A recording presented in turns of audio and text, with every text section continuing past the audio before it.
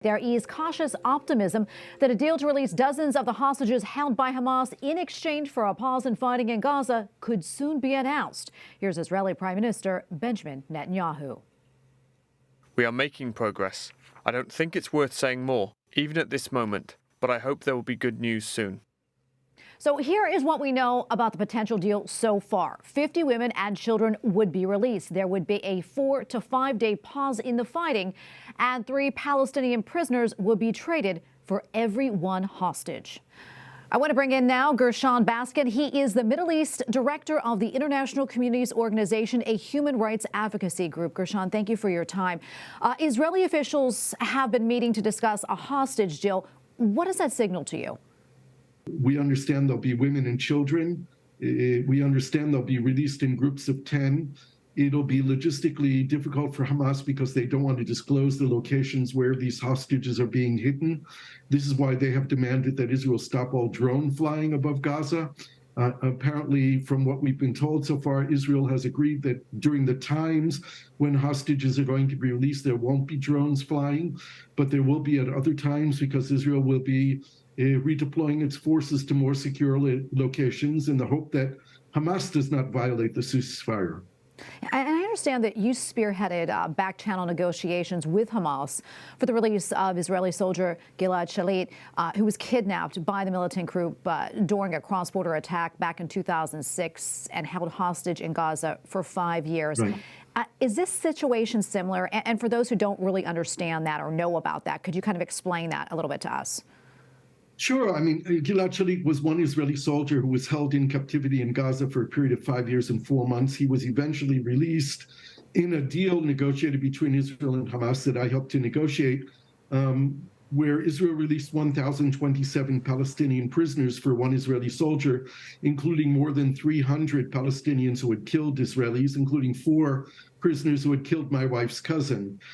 Amongst the released prisoners included the current leadership of Hamas in Gaza. Yahya Sinwar was the most senior Hamas leader who was released in that deal, and he's the one who's masterminded and led the atrocities that took place in Israel on October 7th. The similarity right now that we're facing is the logistic procedures. On the day that Gilad Shalit was released in Gaza, after Israel had no ability to discover where he was, Hamas set out 30 identical vehicles from the center of Rafah to the Rafah border crossing, and Gilad Shalit wasn't in any of those 30 vehicles. He was in another vehicle that went on a different route, and even to the very last moment, Hamas was able to keep secret the place where he was kept hidden during those 5 years. It will be a bit more tricky for Hamas to release 50 hostages in groups of 10 without disclosing their location. I'm wondering how they're going to do it. They are very smart and very deceptive in these kind of operations. Gershon, I mean, what do you think the strategy is or was with Hamas in taking these hostages? I'm not sure that they planned to take so many women and children, infants and old people. They didn't plan to break through the Israeli border as easily as they did. Some 3,000 Palestinians crossed that border during October 7th.